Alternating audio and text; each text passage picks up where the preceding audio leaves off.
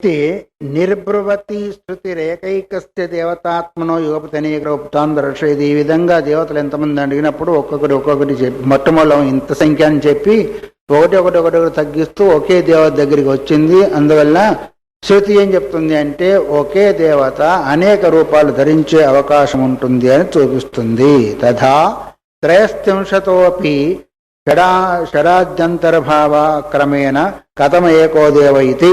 ఆ 33 దేవతలలో కూడా షడాదంతర్భావ 6 అంతర్భావం అవుతుంది. 6 అగ్ని, పృథివీ, వాయువు, అంతరిక్షము, ఆదిత్యుడు, ద్యులోకము, ఆ తర్వాతనేమో హిరణ్య గర్భుడు.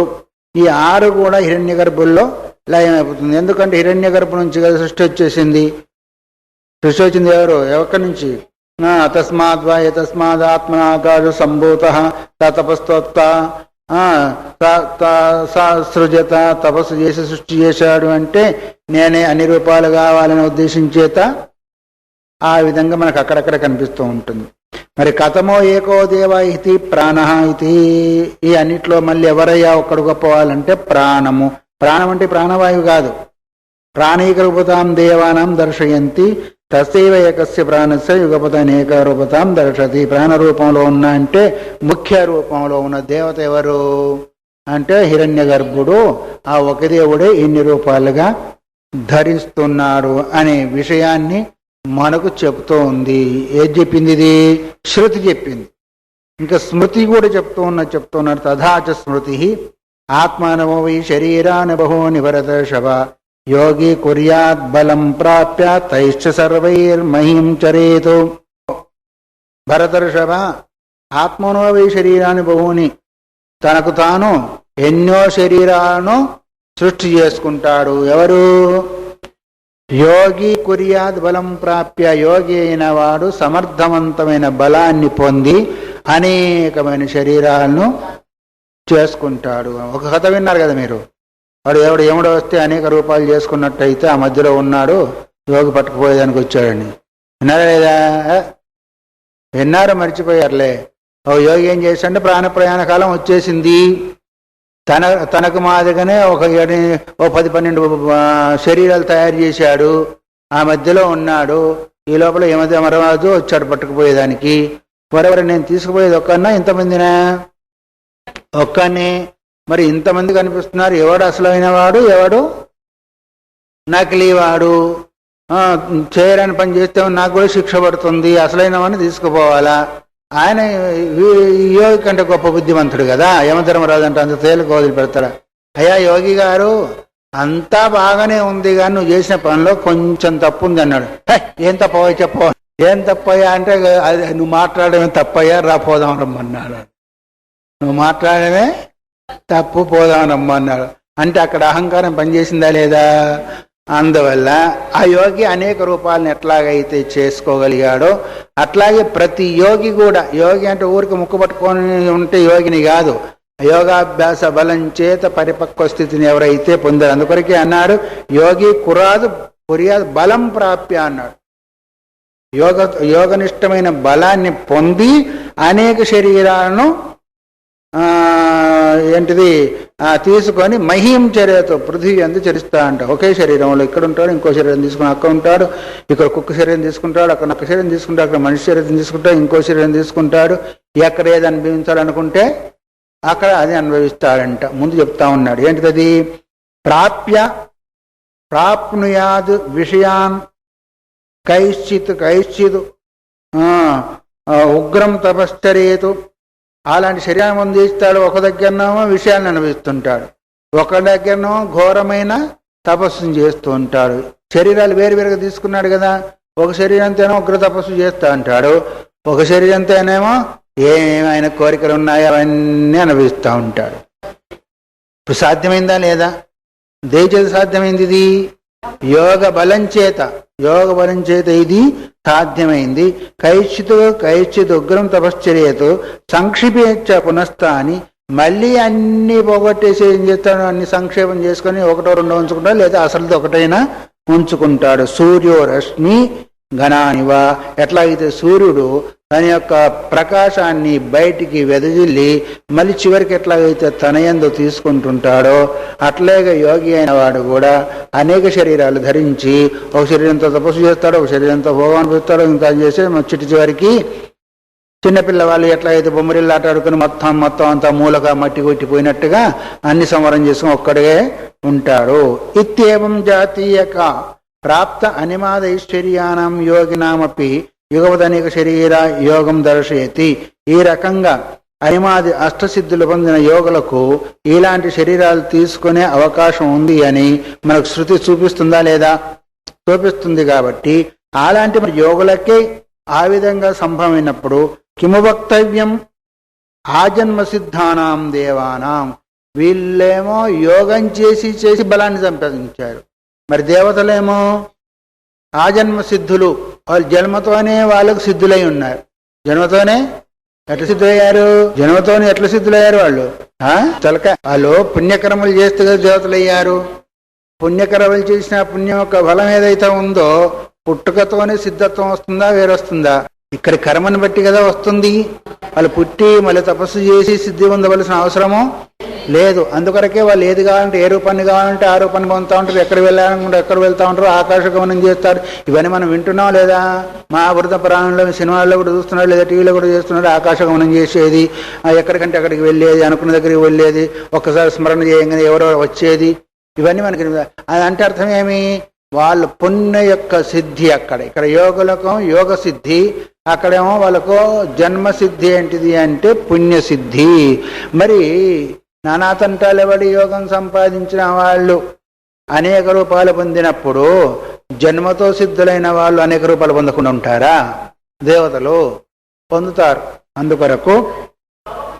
అందుకొరకు యోగినామపి యుగపత అనేక అష్టైశ్వర్యం అనిమాది అష్టసిద్ధులు అని చెప్తున్నాం కదా. అనిమాది అష్టసిద్ధుల ద్వారా లగిమ గరిమ మహిమ దీనిలో వస్తుంది. మనకు రేపు వచ్చేస్తుంది 10వ శ్లోకంలో. అష్టసిద్ధులు అంటే అర్థమేమి? ఏది సర్వాత్మత్వమితి స్ఫుటీకృతం అనే శ్లోకంలో వచ్చేస్తుంది. చివరి శ్లోకంలో అష్టసిద్ధులు అంటే ఏంటి అర్థమి ఆ కథ అంతా కూడా. అట్లాగే అనిమాది అష్టసిద్ధులు పొందినట్టయితే ఇప్పుడు ఎట్లా తీసిస్తున్నాడు మీ యోగ్యారు? మీ సాయిబాబా దగ్గర పోతే ఇటు తీసి ఇచ్చిస్తున్నారా లేదా? అది కూడా ఒక సిద్ధే కదా. విభూతి ఇస్తున్నాడు, ఇంకేదో ఉంగరం ఇస్తున్నాడు, ఇంకేదో గొలుసు ఇస్తున్నారు, వగేరే డబ్బులు ఇస్తున్నారు, అన్ని ఇస్తున్నారా లేదా? అది కూడా ఒక సిద్ధే. అందరికీ ఆయనకి కాదు మనకు కూడా వస్తుంది. దానిలో ఉంటే ఆ పని చేసిస్తే, ఆ పని చేస్తే కదా. మన ఇంట్లో మనం కుండే ఎత్తలేమే, ఇంకా యోగం ఎత్తుతాం మనం. యోగం ఇంట్లో కుండే ఎత్తాలంటేనే ఎవరో కావాలా, మూకుడు తోవాలంటే ఎవరు వచ్చి తోమాలా, మనకు అది చేత కాదు. ఇంకా యోగం ఏం చేస్తాం? యోగ బలం ఏం కలుగుతుంది? అనివాది అష్టసిద్ధులు ఏం కలుగుతాయి? అష్టసిద్ధి నవనిధికే దాత. పోనీ మనం చేయకపోతే పోయాం, అష్టసిద్ధులు నవనిధులు ఇచ్చేవాడు ఆయన కొలుద్దామంటే గొంతు పని చేయదు, మనకు టైం దొరకదు, ఇంకేమో సాకులు చెప్తా ఉంటాం. చేసేది లేదు, ఇచ్చేవాళ్ళ దగ్గర పోయి అడుక్కునేది లేదు. ఇంకెట్లా వస్తాయి మనకి? సరే, ఇప్పుడు ఆ కథ అంతా వేరు. ఇప్పుడు యోగ బలం చేత అనిమాది అష్టసిద్ధులు పొందిన వాళ్ళు ఇష్టమైన శరీరాలను ఎన్నైనా తీసుకోగలిగినప్పుడు మరి ఆజాన సిద్ధులైన వాళ్ళు, జన్మతో సిద్ధులైన వాళ్ళు దేవతలు తీసుకోగలుగుతారా లేదా? తీసుకోగలుగుతారు. కాబట్టి అనేక రూప ప్రతిపత్తి సంభవ చైకైకా దేవత బహుభీ రూపై ఆత్మానం ప్రవిభజ్య, ఈ విధంగా తీసుకోగలుగుతారు. కాబట్టి ఒక్కొక్క దేవత అనేక రూపాలను ధరించి ఏం చేస్తాడు?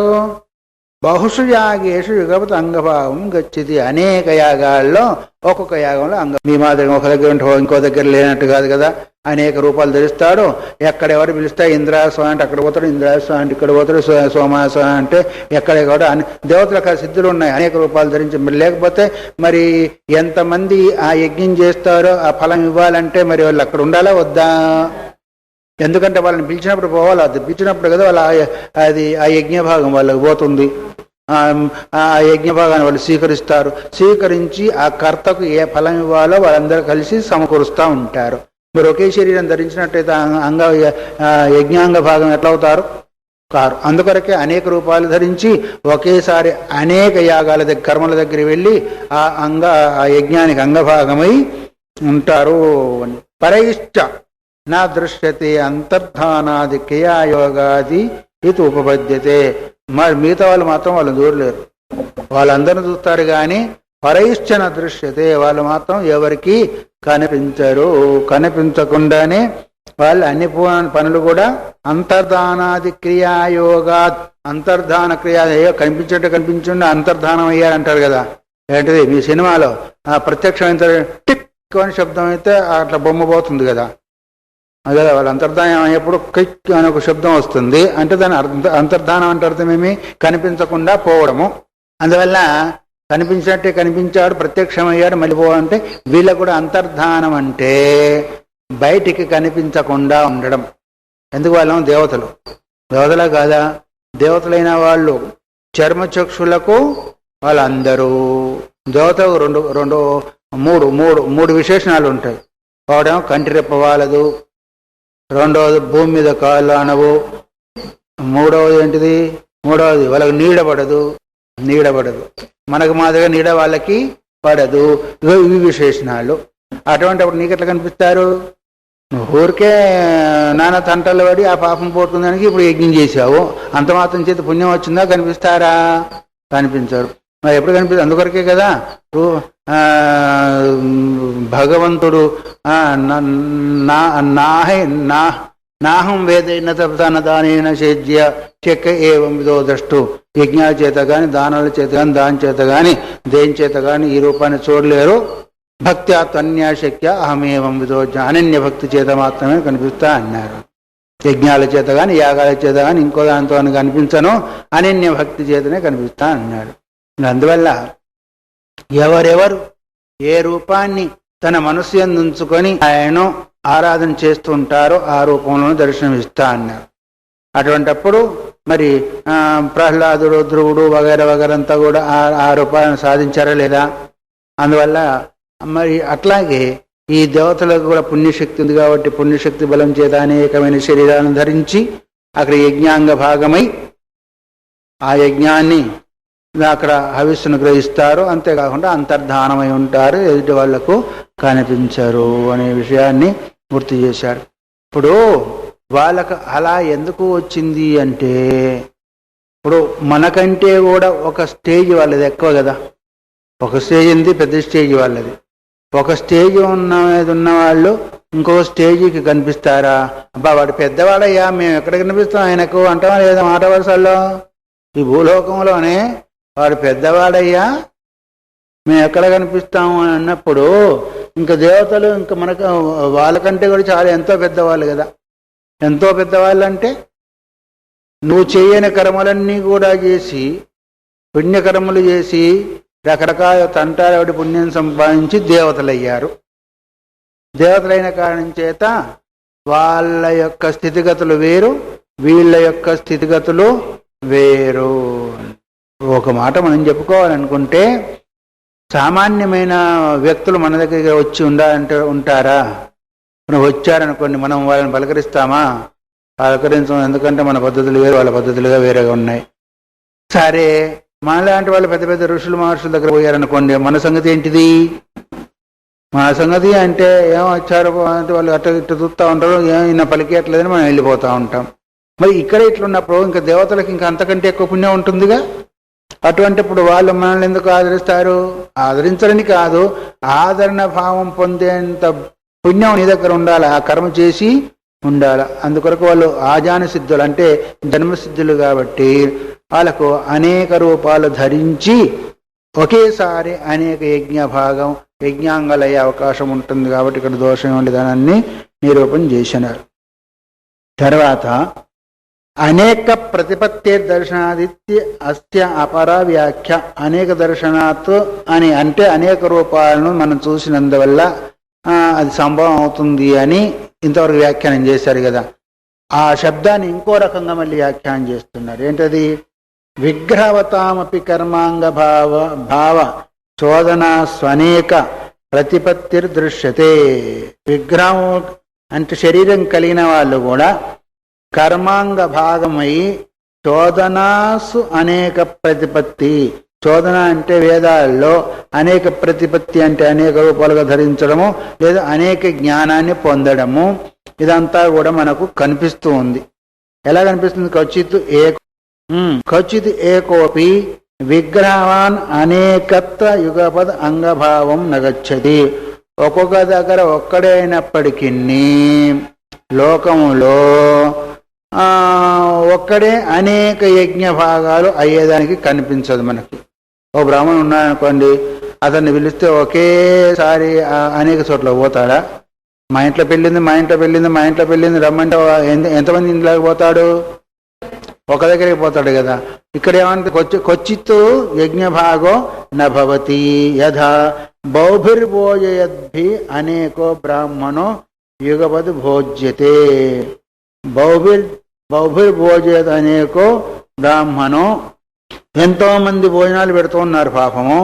మరి బ్రాహ్మణుడు అందరి దగ్గరికి పోయి భోంచేయాలంటే ఒకేసారి భోంచేస్తాడా? భోంచేయడు.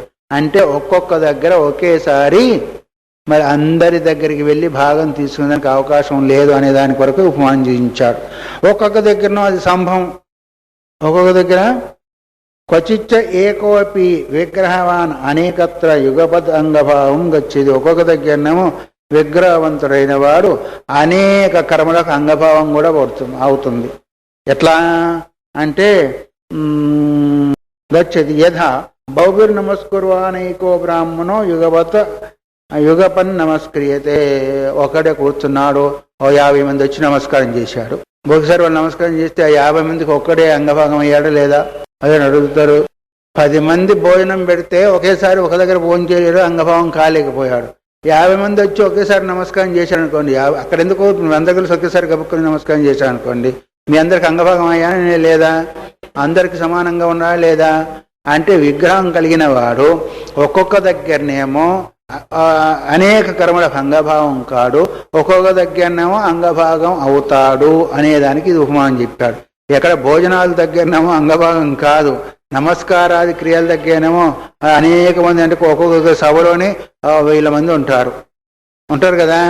అందరు ఒక్కసారి ఓం శాంతి శాంతి శాంతి అన్న తర్వాత ఒక్కసారి నమస్కారం చేస్తారు కదా, చూసే ఉంటారు మీరు. ఒకసారి చేస్తారా లేదా? అంతమందికి ఒక్కడు అంగభాగం అయ్యాడు లేదా? వాళ్ళు చేసేవాళ్ళు ఎవరికి చేస్తున్నా అంటారు? ఒక్కరికి చేస్తున్నా అంటారా? అందరూ ఎంతో మంది ఉన్నారు అనుకుంటారా? మీకు ఇష్టమైన వాళ్ళు ఎవరో అక్కడ స్వాముల వారు ఇంకోరో ఉన్నారనుకోండి, ఆయనకి నమస్కారం చేస్తాడు. నీ పక్క వాళ్ళు, నీ వెనక వాళ్ళు, నీ ముందు వాళ్ళు అందరూ అట్లాగే అనుకుంటారు కదా. అందుకొరకే విగ్రహం కలిగిన వాళ్ళు ఒక్కొక్క దగ్గరనేమో అనేక చోట్ల అంగభావాన్ని గ్రహిస్తారు, ఒక్కొక్క చోటనేమో గ్రహించలేరు, ఒక్కడుగానే ఉంటారు అనేది ఈ విధంగా వ్యాఖ్యానము చేస్తూ ఉంటారు. తద్వద్ ఇహ ఉద్దేశ పరిత్యాగాత్మకత్వాదు యాగస్య విగ్రహవతీం అపి ఏకాం దేవతాముద్దిశ్య బహవః స్వం స్వం ద్రవ్యం యుగపద్ పరిత్యక్షంతీతి విగ్రహవత్వేపి దేవానాం న కశ్చిత్ కర్మని విరుధ్యతే. అట్లాగే అందరూ నమస్కారం చేసినట్టయితే ఎట్లా అయితే ఒకేసారి అనుకుంటున్నారో ఒకే దగ్గరుండి అందరి ద్వారా స్వీకరిస్తాడు. నష్టం ఒకే దగ్గర ఉండి ఎందుకంటే వాళ్ళకి సామర్థ్యం ఉంది, ఆ శక్తి ఉంది, వాళ్ళకి ఆ సామర్థ్యం ఉంది, ఆ శక్తి ఉంది. అందుకొరకు ఆ విధంగా స్వీకరించడానికి కూడా అవకాశం ఉంటుంది అనే దాన్ని దీని ద్వారా నిర్ధారణం చేసి శబ్ద ఇది చేత్ నా అతః ప్రభవాత్ ప్రత్యక్షానుమానాభ్యాం. అతః అంటే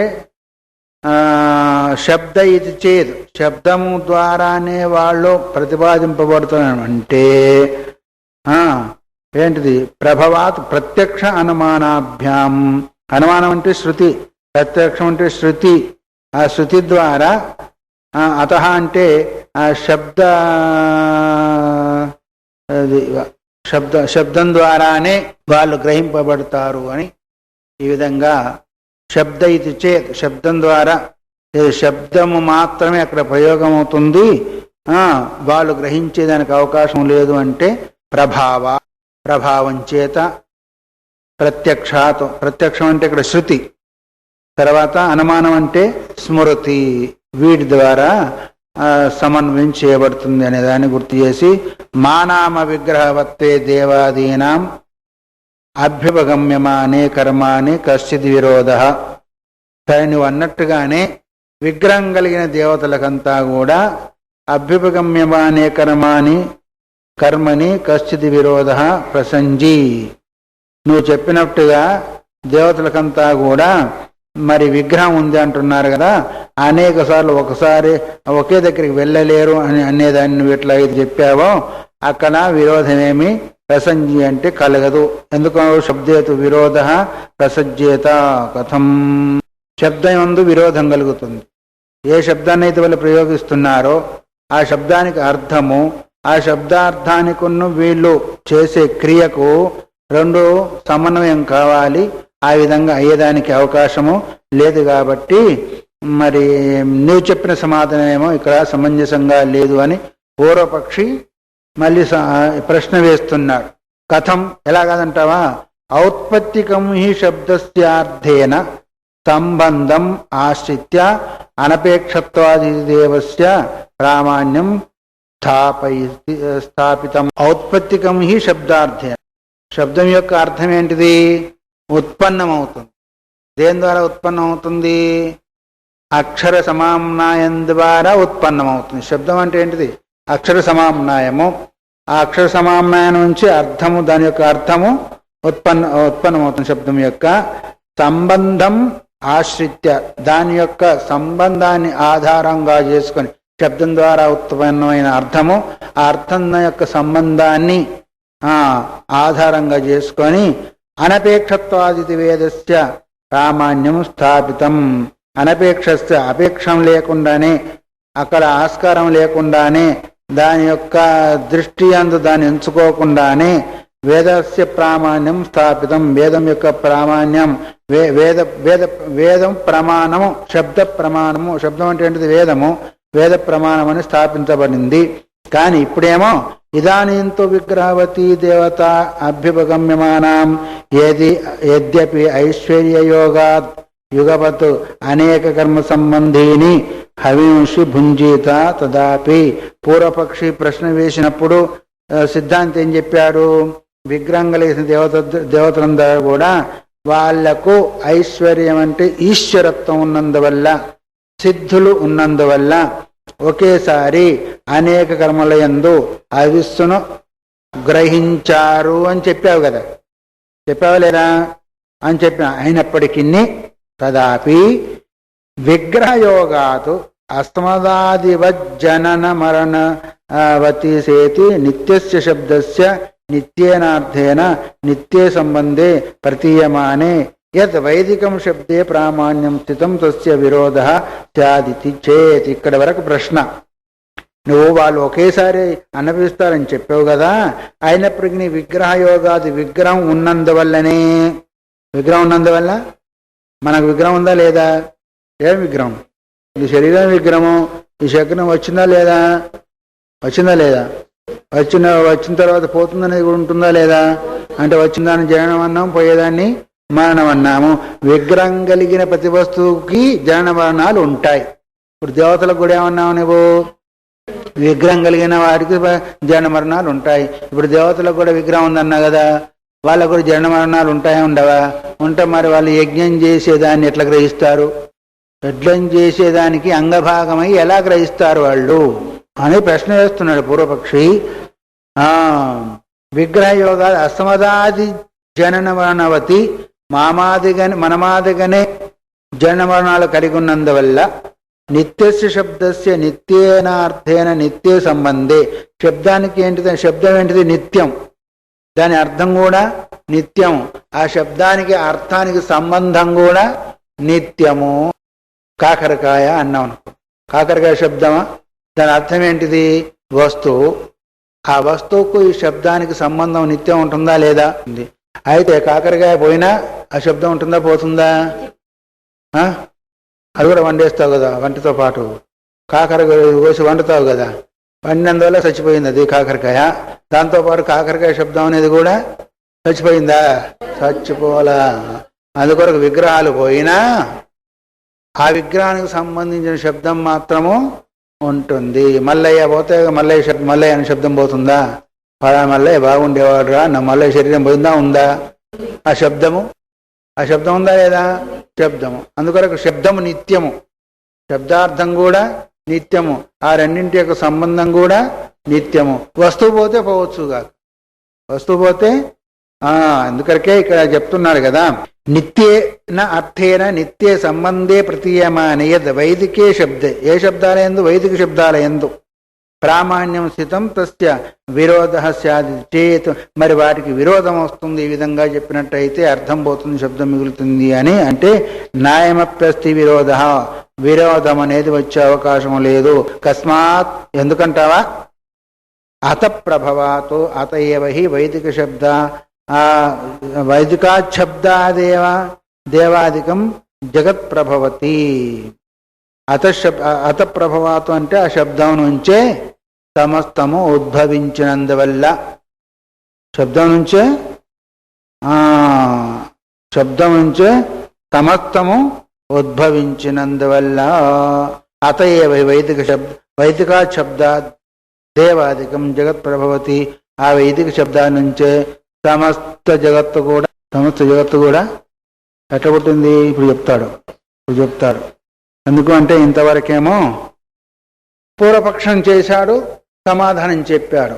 మళ్ళీ శబ్దం నుంచి సమస్త బ్రహ్మాండాలు పుట్టినాయి అన్నారా లేదా?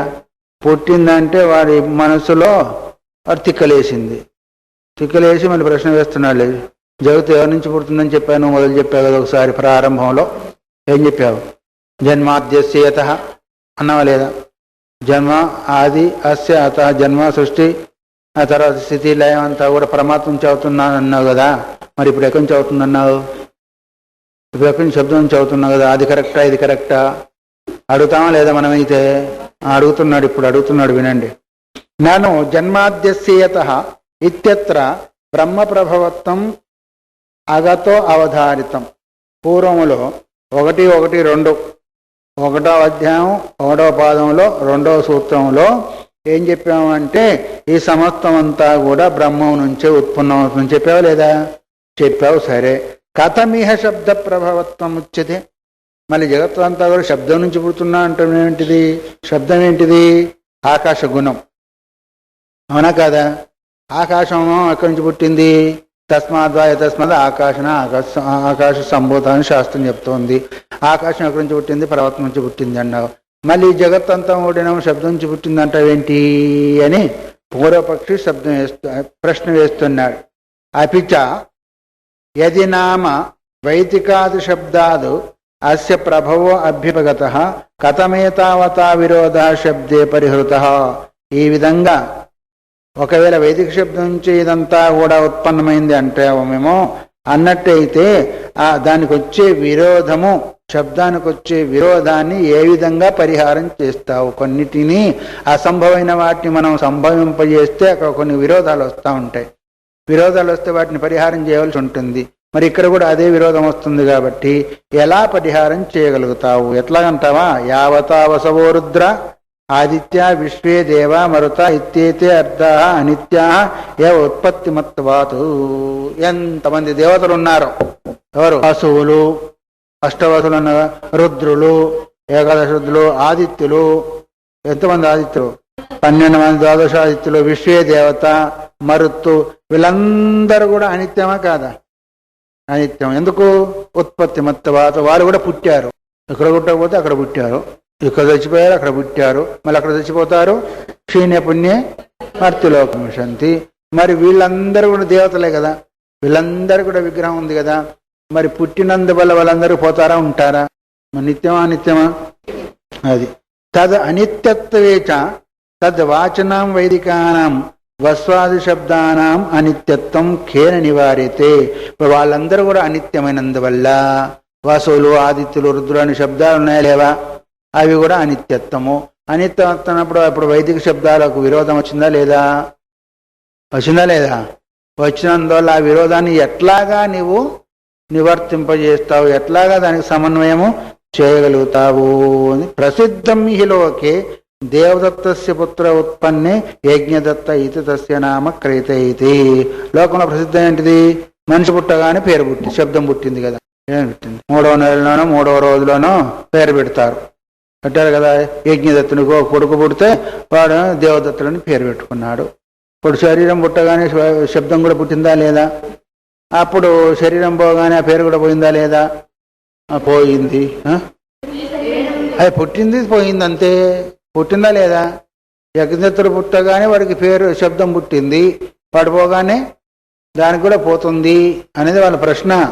అట్లాగే వస్వాదులు పుట్టారు, ఆ శబ్దాలు ఉంటాయా పోతాయా? అదేంటి మాకు అమ్మాయి పుట్టిందండి, అమ్మాయికి పేరు పెట్టామంది సరళ అని చెప్పేశావు. అమ్మాయి పుట్టుకతో పాటు సరళ అని పేరు కూడా పుట్టిందా లేదా? మరి పుట్టింది ఉంటుందా పోతుందా? శరీరం పోతే మరి సరళ చచ్చిపోయింది అన్నావా లేదా? సరళతో పాటు ఇప్పుడు ఆ శరీరం ఎట్లయితే పుట్టిందో శబ్దం కూడా పుట్టింది కదా. పుట్టినవన్నీ చచ్చిపోతాయని నియమం ఒకటి ఉంది కదా. ఏదైతే పుడుతుందో ఆ తర్వాత ఆ సంగతి. శబ్దం నిత్యం అనిత్యం అనేది ఇప్పుడు అనేదానికి సమాధానం రావాలా? నీకు శరీరం పుట్టింది కాబట్టి దానికి పేరు పెట్టావు అంటే శబ్దం కూడా అప్పుడే పుట్టినట్టు కదా. శరీరం పుట్టింది కాబట్టి పోతుంది, శబ్దం కూడా పుట్టింది కాబట్టి పోతుంది. మరి నీకు ఈ వైదిక శబ్దాలకు విరోధం వచ్చిందా లేదా?